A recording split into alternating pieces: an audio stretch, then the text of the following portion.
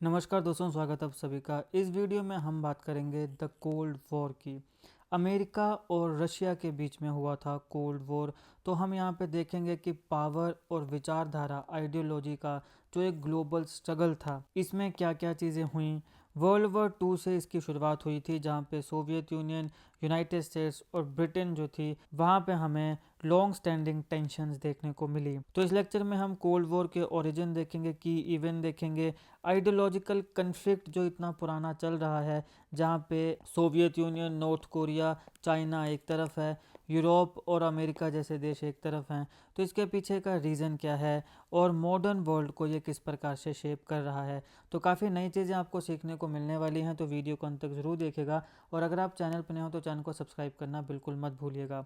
सबसे पहले बात करते हैं कोल्ड वॉर का ओरिजिन क्या है। सबसे पहले बात आती है 1945 में, जहाँ पे वर्ल्ड वार टू एंड होता है, द्वितीय विश्व युद्ध का खात्मा होता है और यहाँ पे जो फॉर्मर अलाइज थे उनके बीच में टेंशन्स शुरू हो जाती हैं।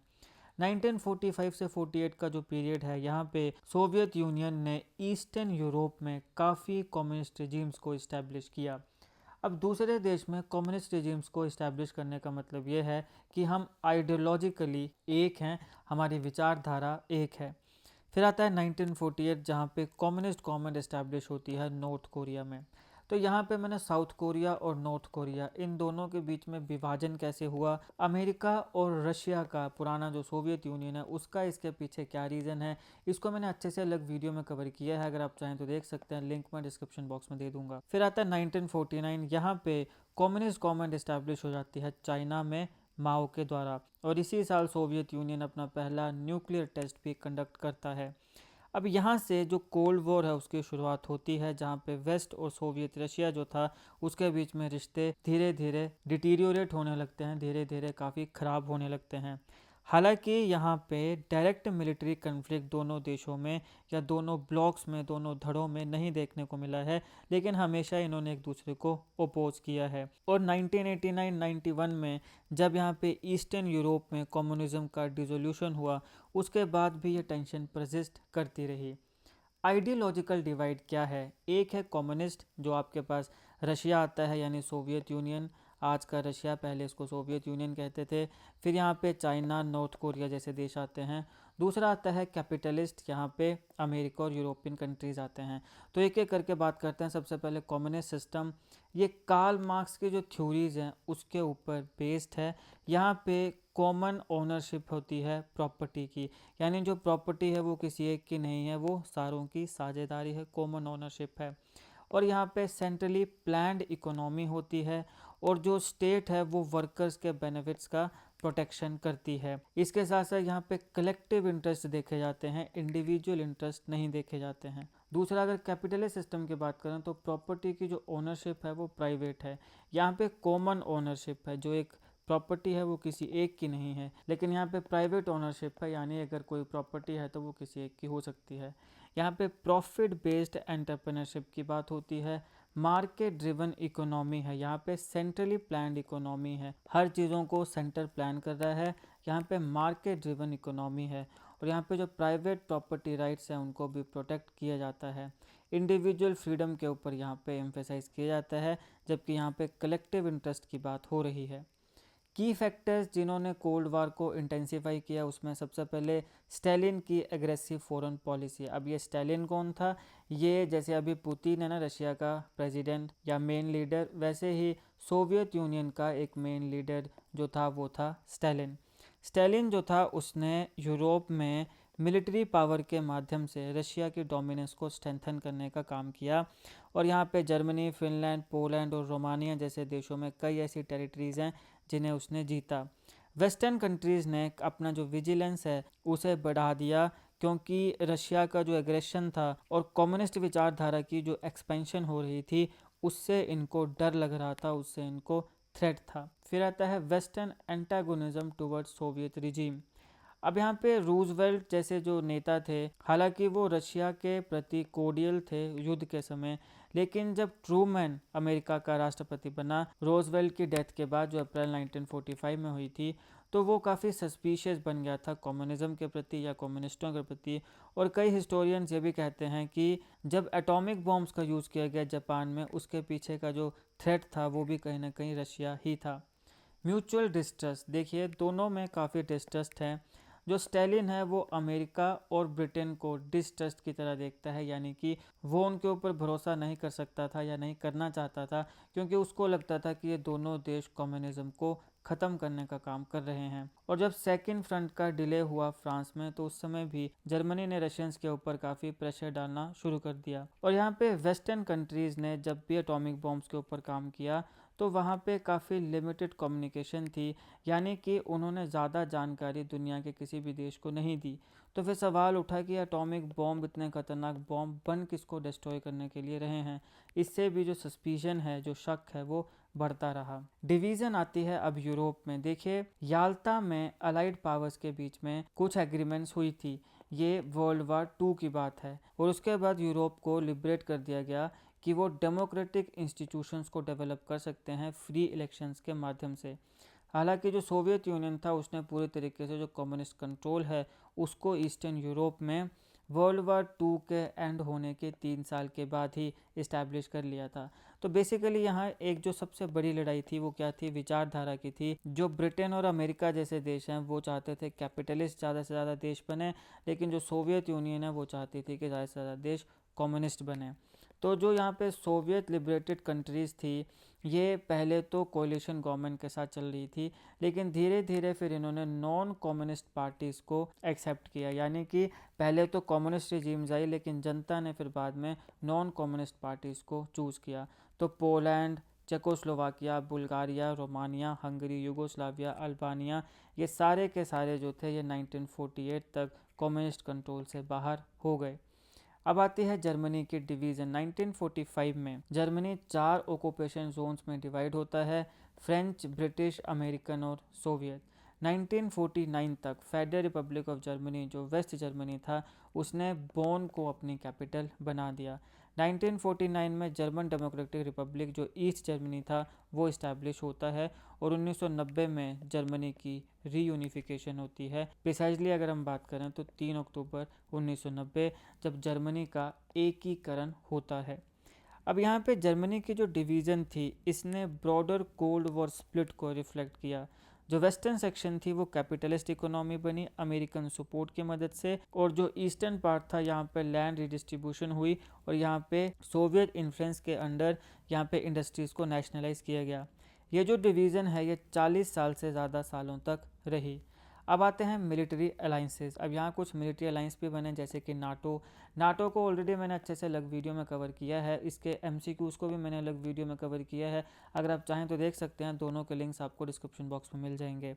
नाटो में कौन कौन से कंट्रीज़ थे? United States, Britain, France, Belgium, Luxembourg, Netherland, Norway, Denmark, Portugal, Italy, Iceland, Canada. बाद में ग्रीस और टर्की जुड़े 1952 में, वेस्ट जर्मनी 1955 में।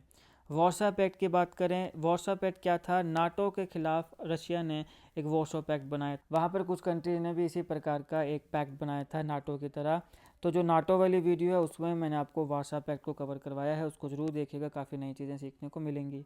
तो जो वॉर्सा पैक्ट है उसमें कौन कौन से थे? सोवियत यूनियन है, ईस्टर्न यूरोप के कम्युनिस्ट स्टेट्स थी जहाँ पे कम्युनिज्म था, यूनिफाइड मिलिट्री कमांड थी, और ये डायरेक्ट रिस्पॉन्स था नाटो के लिए। बाकी जो US लेड अलाइंसेस थे नाटो के अलावा, उसमें सियाटो आता है, सेंटो आता है। ये सारे कुछ चीज़ें थी जो मिलिट्री अलाइंस एक दूसरे के खिलाफ इन देशों ने बनाए। फिर आता है न्यूक्लियर आर्म्स रेस। 1949 में सोवियत न्यूक्लियर टेस्ट होता है, और यहाँ पे 4 साल का जो US की मोनोपोली थी न्यूक्लियर वेपन्स के ऊपर, वो ख़त्म हो जाती है। पहले सिर्फ यूनाइटेड स्टेट्स ही एक ऐसा देश था जिसके पास न्यूक्लियर वेपन था, अब यहाँ पे सोवियत यूनियन के पास भी आ जाता है। 30,000 से ज़्यादा पीक न्यूक्लियर वॉरहेड्स यहाँ पे सोवियत और US के पास थे, जब कोल्ड वॉर हाइट के ऊपर था, एकदम पीक पर था। तो सोचो अगर उस समय न्यूक्लियर वार हो गया होता तो क्या होता। हालांकि ऐसा कुछ नहीं हुआ, अच्छी बात है, इनोसेंट लोग मारे जाते। बड़े बड़े जो नेता लोग होते हैं उनको तो कहाँ ही कुछ होता है, मरता तो बस गरीब आदमी है। और जो कोल्ड वॉर था, इसकी एक और खासियत थी कि दोनों देश एक दूसरे के साथ नहीं लड़ रहे थे, डिस्ट्रॉय कोई ना कोई तीसरा देश हो रहा था, और पूरे के पूरे इकोनॉमी डिस्ट्रॉय हो रही थी। तो उससे जो गरीब देश है उनके ऊपर बेचारों पर असर पड़ रहा था, इनको तो क्या ही फ़र्क पड़ रहा था। मतलब ऐसा कोई बड़ा फ़र्क इन देशों को नहीं पड़ा है। तो यहाँ पे कोल्ड वॉर जब अपनी हाइट पर था तो देखो कि अमेरिका और सोवियत दोनों के पास मिलके 30,000 से ज़्यादा पीक न्यूक्लियर वॉरहेड्स थे। 5.8 ट्रिलियन डॉलर यूएस न्यूक्लियर की स्पेंडिंग थी। इतना ज़्यादा पैसा न्यूक्लियर वेपन्स के ऊपर खर्च हुआ है इन देशों के द्वारा, तुम खुद ही सोच सकते हो। अब यहाँ पे पावरफुल न्यूक्लियर वेपन्स बनाने की जो होड़ है वो काफ़ी ज़्यादा बढ़ गई और ये काफ़ी हॉरिफिक कंसिक्वेंस थे कोल्ड वॉर के समय। अब तुम समझ रहे हो कि यहाँ पे युद्ध हो नहीं रहा है, लेकिन अपनी अपनी जो मिलिट्री प्रोग्रेस है उसको बढ़ाने का काम हो रहा है, ताकि गलती से भी अगर ऐसे किसी युद्ध की शुरुआत होती है तो एक देश दूसरे देश को कम्प्लीटली डिस्ट्रॉय कर दे। यहाँ पे इंटरनेशनल टेंशन्स और कन्फ्लिक्ट्स जो हैं वो भी काफ़ी ज़्यादा बढ़ जाते हैं। दोनों के दोनों जो सुपर पावर्स थे वो डेंजरस कंपटीशन में इंगेज हो जाते हैं और यहाँ पे दोनों देश कौन कौन से, यूएस और सोवियत यूनियन, आज का रशिया, काफ़ी खतरनाक डेडली लीदल वेपन्स बनाना शुरू कर देते हैं। अब यहाँ पे कोरियन वॉर आता है। तो अगस्त 1948 में साउथ कोरिया ने अपने आप को रिपब्लिक ऑफ कोरिया डिक्लेयर कर दिया अमेरिकन इन्फ्लुएंस के अंडर। तो सितंबर 1948 में जो नॉर्थ कोरिया था उसने पीपल्स रिपब्लिक अपने आप को घोषित कर दिया सोवियत इन्फ्लुएंस के अंडर। तो मैंने आपको पहले बताया कि मैंने एक अलग वीडियो में अच्छे से कवर किया है कि पहले ये कोरिया एक ही हुआ करता था, तो ये कैसे डिवाइड हुआ, ये नॉर्थ कोरिया और साउथ कोरिया कैसे बने, नॉर्थ कोरिया के ऊपर सोवियत का क्या इन्फ्लुएंस है, साउथ कोरिया के ऊपर अमेरिका का क्या इन्फ्लुएंस है। इन सब चीज़ों को मैंने अच्छे से अलग वीडियो में कवर किया है, तो आप उसको ज़रूर देखिएगा, लिंक मैं डिस्क्रिप्शन बॉक्स में दे दूंगा। आपको काफ़ी नई चीज़ें सीखने को मिलेंगी। जून 1950 में दोनों नॉर्थ कोरिया और साउथ कोरिया के बीच में जो कन्फ्लिक्ट है उसकी शुरुआत हो जाती है, यहाँ पे युद्ध स्टार्ट हो जाता है। 1953 में जो वॉर है वो ख़त्म हो जाता है और 38th पैरेलल जो कि बॉर्डर लाइन है जो डिवाइड करती है नॉर्थ कोरिया और साउथ कोरिया को, वो यहाँ पे रिस्टोर की जाती है। जो प्री कन्फ्लिक्ट युद्ध से पहले का जो बॉर्डर था वो। कोरियन वॉर जो था इसमें 1.5 लाख से ज़्यादा अमेरिकन सोल्जर्स और 3 से 4 मिलियन कोरियन कैजुअलिटीज़ हुई थी। 1.5 लाख से ज़्यादा अमेरिका के सोल्जर मरे और 3 से 4 मिलियन कोरियंस मरे। यहाँ पे साउथ कोरिया नॉर्थ कोरिया दोनों आते हैं। ये पहली मेजर यूएस मिलिट्री इंटरवेंशन थी वर्ल्ड वार 1 के बाद। 2 में भी इतनी ज़्यादा अमेरिका के मिलिट्री इंटरवेंशन हमें देखने को नहीं मिली थी। और ये जो कन्फ्लिक्ट था इसने ग्लोबल वॉर एस्केलेट किया। जो यहाँ यूएस जनरल्स थे उन्होंने ये भी कंसीडर किया कि हम चाइना के ऊपर भी हमला कर सकते हैं, क्योंकि इनके पास भी न्यूक्लियर वेपन हो सकते हैं और ये भी फ्यूचर में हमारे खिलाफ यूज़ कर सकते हैं। और ये कंसर्न आज के समय भी बना हुआ है चाइना के ऊपर। आज के समय भी कोई इतना भरोसा अमेरिका नहीं करता है। फिर आता है वियतनाम वॉर। अब इसका बैकग्राउंड क्या है, देखिए वर्ल्ड वार 2 के बाद फ्रांस जो था उसने कोशिश करी कि वियतनाम के ऊपर अपनी कॉलोनियल पावर को इस्टेब्लिश कर सके, और यहाँ पे ब्रिटिशर्स ने और बाद में यूएस ने भी फ्रांस को सपोर्ट किया। तो जो वियतनाम नेशनलिस्ट थे उन्होंने हो ची मिन जो कि उनका नेता था उसके अंडर इंडिपेंडेंस के लिए लड़ाई लड़ी। अब ये पूरा का पूरा जो इंडिपेंडेंस की लड़ाई थी इसमें सोवियत यूनियन और चाइना ने पूरे तरीके से वियतनाम को सपोर्ट किया। कुछ की इवेंट्स की बात करें तो दीन बीन फू में फ्रेंच डिफीट हुए थे 1954 में। उसके बाद जेनेवा एग्रीमेंट होती है जिसमें फ्रेंच अथॉरिटी जो है वो यहाँ पे एंड हो जाती है। वियतनाम टेम्परेरी 2 हिस्सों में नॉर्थ और साउथ में डिवाइड हो जाता है, उसी प्रकार से जिस प्रकार से हमने पहले कोरिया देखा। और उसके बाद 1957 के इलेक्शंस होते हैं जिसमें दोबारा इसको रीयूनिफाई करने का प्रयास किया जाता था। यूएस काफ़ी ज़्यादा यहाँ पे इन्वॉल्व हो जाता है। अब यूएस यहाँ पे क्यों इन्वॉल्व होता है, क्योंकि सोवियत यूनियन और चाइना का यहाँ पे इन्फ्लुएंस बढ़ जाता है। और इसका सीधा सीधा मतलब क्या है कि कम्युनिज्म यहाँ पे बढ़ने लग पड़ता है और यूएस नहीं चाहता है कि कम्युनिस्ट कंट्रीज या कम्युनिस्ट विचारधारा बढ़ें, तो इसलिए यहाँ पे काफ़ी ज़्यादा यूएस की इन्वॉल्वमेंट हो जाती है। अब जो वियतनाम वॉर था ये काफ़ी कॉस्टली और कॉन्ट्रोवर्शियल माना जाता है, जहाँ पे यूएस की मिलिट्री इंटरवेंशन हुई थी। यहाँ पे पॉलिसी ये थी कि जो कम्युनिज्म है उसको कंटेन किया जाए, यानी कि बढ़ने से रोका जाए। और यहाँ पे काफ़ी सिग्निफिकेंट कैजुअलिटीज़ भी हुई थी और इवेंचुअली यहाँ पे कम्युनिस्ट विक्ट्री हुई। तो ऑब्वियसली यहाँ पे एक तरफ यूएस और ब्रिटेन है, लेकिन दूसरी तरफ भाई सोवियत यूनियन और चाइना का भी सपोर्ट है। तो यहाँ पे इवेंचुअली वियतनाम में किसकी जीत होती है, कम्युनिस्ट विक्ट्री होती है। तीसरा आता है क्यूबन मिसाइल क्राइसिस 1962 में। 1959 में क्यूबन रिवॉल्यूशन हुआ, आप सब जानते हैं। फिडेल कैस्ट्रो एक क्यूबा का नेता था। तो यहाँ पे उसने कम्युनिस्ट रिवोल्यूशन किया था। एक फिडेल कैस्ट्रो था और एक था चे गुएरा। और जो क्यूबा है ये यूएस से काफ़ी करीब भी है और यहाँ पे कम्युनिस्ट बैठ गए थे। तो नई गवर्नमेंट यहाँ पे बनी जिसने रेडिकल सोशल और इकोनॉमिक रिफॉर्म्स किए, कंपनीज़ को नेशनलाइज किया और फ्रेंडली रिलेशन बनाई किसके साथ, सोवियत यूनियन के साथ, क्योंकि ओबियसली यहाँ पर एक कम्युनिस्ट रिवोल्यूशन था। ये फिडेल कैस्ट्रो, चे गुएरा ये सारे कम्युनिस्ट हुआ करते थे। फिर अप्रैल 1961 में बे ऑफ पिग्स आता है। तो यूएस ने यहाँ पे 2000 क्यूबन एग्जाइल्स भेजे बे ऑफ पिग्स में क्यूबन गवर्नमेंट को ओवरथ्रो करने के लिए। लेकिन ये जो अटैक था ये फेल हो गया और जो प्रेसिडेंट कैनेडी था उसने वार्न किया था कि यूएस कभी भी क्यूबा को अलो नहीं करेगा कि वो कम्युनिज्म में फॉल हो जाए, यानी यहाँ पे कम्युनिज्म आ जाए। फिर आता है अक्टूबर 1962 की क्राइसिस। यूएस स्पाई प्लेन्स ने सोवियत मिसाइल बेस को डिस्कवर किया था क्यूबा में और ये एक सीधा सीधा थ्रेट था यूएस की सिक्योरिटी में, क्योंकि मैंने कहा क्यूबा जो है वो काफ़ी नज़दीक है यूएस के, 150 माइल्स है ये यूएस के सदर्न टिप से। तो कैनेडी ने यहाँ पे नेवल और एयर ब्लॉकेड जो था उसको इम्पोज किया क्यूबा के लिए अक्टूबर 22 में और यहाँ पे थ्रेटन भी किया गया था कि हम मिसाइल बेसिस के ऊपर अटैक करेंगे। क्योंकि अब यहाँ पे यही कंसर्न है ना, जैसे कि आपके पास यूक्रेन है, तो रशिया ने यूक्रेन पर हमला क्यों किया, क्योंकि यूक्रेन बोल रहा है कि भैया मुझे नाटो में जाना है।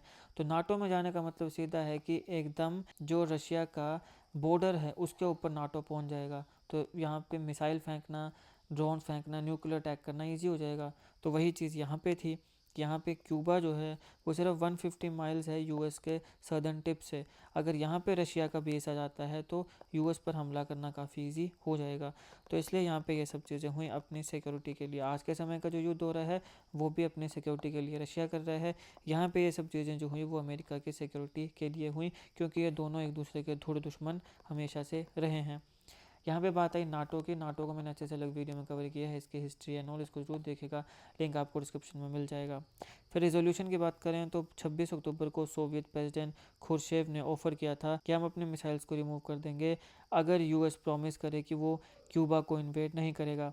United States of America agree हो गया था और उन्होंने यानी सोवियत यूनियन ने अपनी जो मिसाइल्स हैं वो टर्की से सोवियत यूनियन के बगल में रिलोकेट कर ली थी।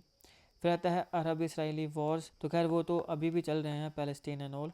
तो 1967 में 6 डे वॉर हुआ जहाँ पे इजिप्ट, जॉर्डन और सीरिया ने इसराइल के साथ युद्ध किया। इसराइल ने इजिप्ट के सिनाई पेनिनसुला को जीता, जॉर्डन रिवर के वेस्टर्न बैंक को जीता, जॉर्डेनियन टेरिटरी जीती, गाज़ा पट्टी, गाज़ा स्ट्रिप जीती और सीरिया के गोलन हाइट्स को भी जीता।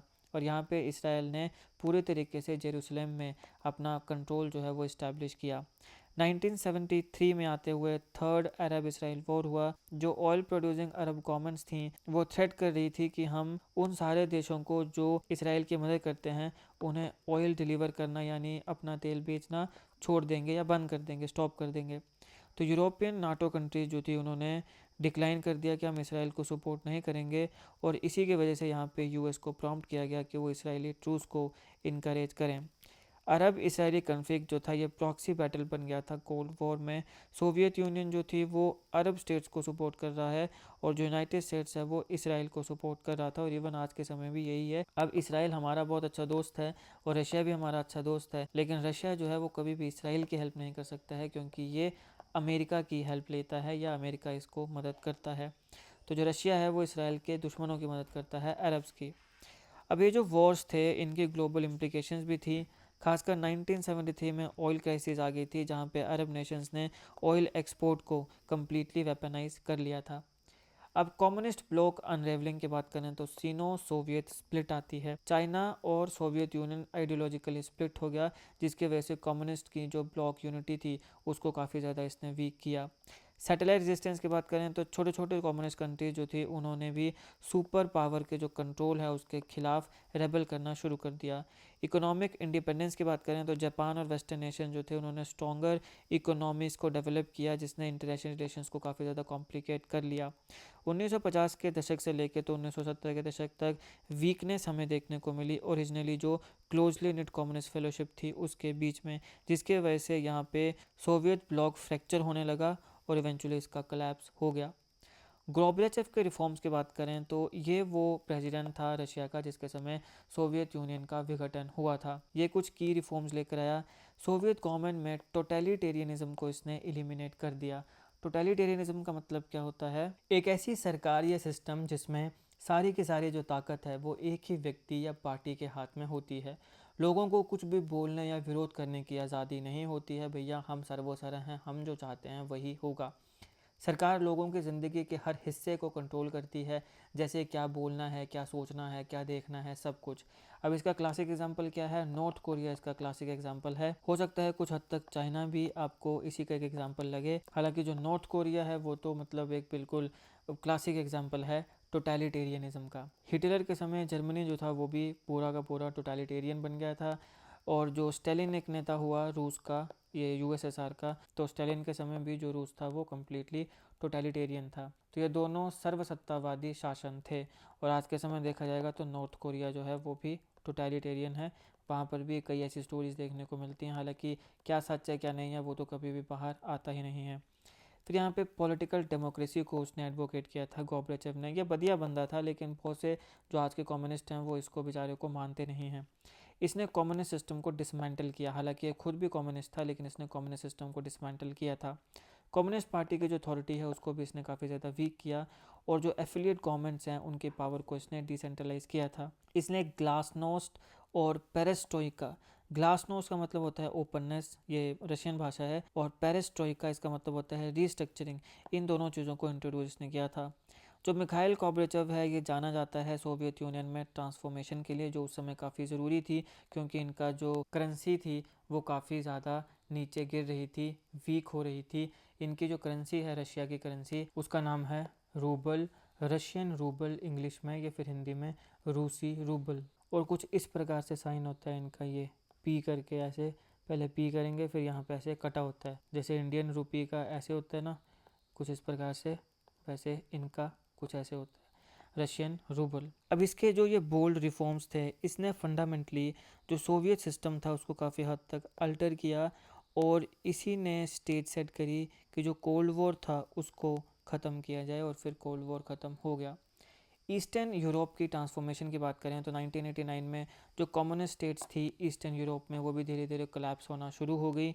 फिर नवंबर 9 1989 में क्या हुआ, बर्लिन वॉल का फॉल होता है, और सिंबॉलिकली यहाँ पे जो डिवीज़न थी वो ख़त्म हो जाती है।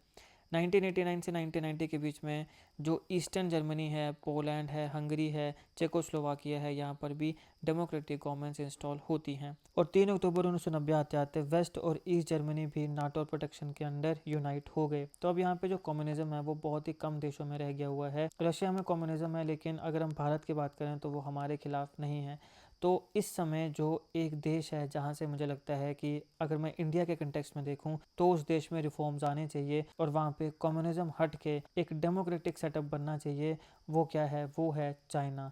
चाइना में इस समय वामपंथी हैं तो वो हमारे पक्ष में नहीं है। अगर वहाँ पे डेमोक्रेटिक सेटअप बनता है तो हो सकता है कि कुछ हमारे जो रिश्ते हैं वो सुधर सकते हैं। हालांकि ये कोई श्योरिटी नहीं है, मैं तो बस एक चीज़ बता रहा हूँ कि ऐसा हो सकता है। अब इसको समझने के लिए कि यहाँ पे कम्युनिज्म कैसा है, इसके लिए चाइनीज़ रिवोल्यूशन को पढ़ना पड़ेगा। चाइनीज़ रिवोल्यूशन को मैंने अभी तक कवर नहीं कराया है, लेकिन बहुत ही जल्द मैं इसको कवर करवाने वाला हूँ। तो आप हमारे चैनल को सब्सक्राइब बिल्कुल कर लीजिएगा और बेल आइकॉन भी दबा दीजिएगा ताकि किसी भी वीडियो की नोटिफिकेशन आपसे मिस ना हो। सोवियत यूनियन के कोलैप्स की बात करें तो देखिए, सबसे पहले आता है पॉलिटिकल डिसइंटीग्रेशन। लेट 1991 आते आते सोवियत यूनियन जो था वो 15 अलग अलग नए देशों में डिवाइड हो चुका था।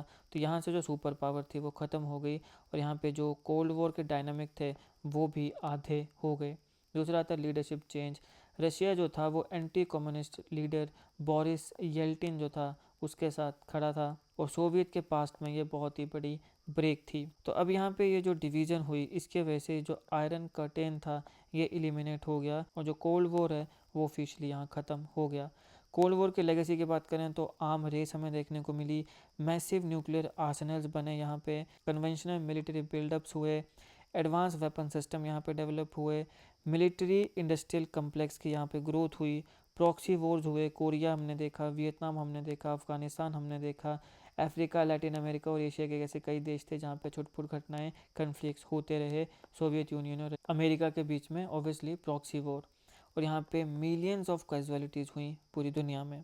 कोल्ड वॉर की मिलिट्री लेगेसी जो है उसमें डायरेक्ट कन्फ्रंटेशन नहीं हुई दोनों देशों में, यूएस और सोवियत यूनियन में, लेकिन प्रॉक्सी कन्फ्लिक्ट हुए जिसकी वजह से मिलियंस ऑफ डेथ्स हुई। तो अपने देशों में इन्होंने सिर्फ पैसा और जो वेपन है वही बेचे हैं, लेकिन जो इंसानों की मौतें हुई वो तीसरे देशों में हुई। ये देखो, ये होता है। अब दोनों अपने देश पावरफुल हैं, अपने लोगों के ऊपर कुछ नहीं हुआ, तीसरे जो बेचारे गरीब देशों के लोग हैं उन्हें ज़बरदस्ती भड़का दिया जा रहा है, लड़वा दिया जा रहा है, मरवा दिया जा रहा है। ये चीज़ें हुई हैं। पॉलिटिकल इम्पैक्ट क्या था? ग्लोबल पावर का स्ट्रक्चर कम्प्लीटली चेंज हो गया, बाईपोलर वर्ल्ड बन गया था। एक तरफ यूएसएसआर था, दूसरी तरफ यूएस था। लेकिन जैसे ही विघटन हो गया तो यहाँ पे मल्टीपोलर सिस्टम हमें देखने को मिलता है। अब तो बहुत से ऐसे देश हैं जो दावा करते हैं सुपर पावर होने का। इंटरनेशनल इंस्टीट्यूशंस की बात करें तो नाटो जो था वो अभी भी एग्जिस्ट करता है, एक्सपैंड हो रहा है। इंटरनेशनल ऑर्गेनाइजेशन जैसे कि यूएन है, यहाँ पर भी काफ़ी ट्रांसफॉर्मेशन देखने को मिल रही है। आइडियोलॉजिकल शिफ्ट अगर हम देखें तो डेमोक्रेटिक गवर्नेंस की तरफ दुनिया जा रही है। मार्केट इकोनॉमिस्ट जो हैं फॉर्मर कॉमन स्टेट्स की, वो भी सारे सारे कैपिटलिस्ट बन रहे हैं। ऑनगोइंग टेंशन अभी भी चल रही हैं रशिया और वेस्ट के बीच में, और एक new form of ideological competition हमें यहाँ देखने को मिल रहा है। कल्चरल इम्पैक्ट की बात करें तो यहाँ पे कल्चर इंप्रेशन क्या थे? लिटरेचर, फिल्म और आर्ट भी ऐसे कई बने जो कोल्ड वॉर की एंग्जाइटीज़ को बताता है। स्पाई फिक्शन जनरली काफ़ी पॉपुलर बने। यहाँ पे आइडियोलॉजिकल कन्फ्लिक्ट्स के ऊपर साइंस फिक्शन भी कई बने, और आर्टिस्टिक मीडियम में प्रोपागेंडा भी काफ़ी चलता है। सोशल इम्पैक्ट क्या है? न्यूक्लियर एनाइलेशन का डर है, मैकार्थिज्म और पॉलिटिकल रिप्रेशन की बात होती है। स्पेस रेस जो है जिसने साइंटिफिक एडवांसमेंट को भी इंस्पायर किया। टेकअवेज की बात करें तो सबसे पहले आइडियोलॉजिकल कन्फ्लिक्ट है। कोल्ड वॉर फंडामेंटली क्लैश था कम्युनिस्ट और कैपिटलिस्ट आइडियोलॉजीज़ के बीच में, कि ये बताया जाए कि कौन सा जो सिस्टम है वो सुपीरियर है। ग्लोबल रीच, अब यहाँ पे यूएस और सोवियत टेंशन थी, लेकिन कभी भी ये दोनों आपस में नहीं लड़े। यहाँ पे इनके अलायंस बने, प्रॉक्सी वॉर्स हुए, इकोनॉमिक इन्फ्लुएंस हमें पूरी दुनिया में देखने को मिला, न्यूक्लियर शेडो देखने को मिली, न्यूक्लियर वेपन्स डेवलप हुए, इंटरनेशनल कन्फ्लिक्ट्स की जो नेचर है वो ट्रांसफॉर्म होती है। और यहाँ पे डायरेक्ट कन्फ्रंटेशन जो है वो नहीं हुई, क्योंकि अगर हो जाती तो म्यूचुअल डिस्ट्रक्शन दोनों देशों की होती। इंटरनल कंट्राडिक्शंस काफ़ी देखने को मिलती हैं, काफ़ी पॉलिटिकल और इकोनॉमिक कंट्राडिक्शंस हमें यहाँ देखने को मिली, हालांकि डायरेक्ट मिलिट्री डिफीट यहाँ पे हमें देखने को नहीं मिली। अब इसकी लेगेसी क्या है? देखो भाई, इंटरनेशनल रिलेशंस को आज भी ये शेप कर रहा है, मिलिट्री स्ट्रक्चर को ये शेप कर रहा है, और 21st सेंचुरी में भी कहीं ना कहीं जो जियोपॉलिटिकल टेंशन है वो कोल्ड वॉर से चलती आ रही है। तो ये है दोस्तों इस लेक्चर का एनालिसिस, यहाँ पे हमने पूरे के पूरे कोल्ड वॉर की हिस्ट्री को काफ़ी विस्तार से कवर किया है। आई होप आपको वीडियो अच्छी लगी। अगर आपको अच्छी लगे तो लाइक करिएगा, शेयर करिएगा। Politics, economy, GK, geography, science, environment, ecology की तमाम वीडियोस के लिए एक बार हमारी प्लेस को जरूर चेक करिएगा। आप किसी भी एग्जाम की तैयारी कर रहे हो, हमारी प्लेस और करंट अफेयर की बाकी वीडियोस को देख के आपको काफ़ी हेल्प मिलने वाली है। इसे समय निकाल के हमारे चैनल को जरूर चेक करिएगा। जीके, करंट अफेयर, जीके सियासी वीडियोस के लिए हमारे चैनल को सब्सक्राइब करिएगा, बेल आइकन को जरूर दबा दीजिएगा ताकि किसी वीडियो की नोटिफिकेशन आपसे मिस ना हो। आपका बहुत बहुत धन्यवाद।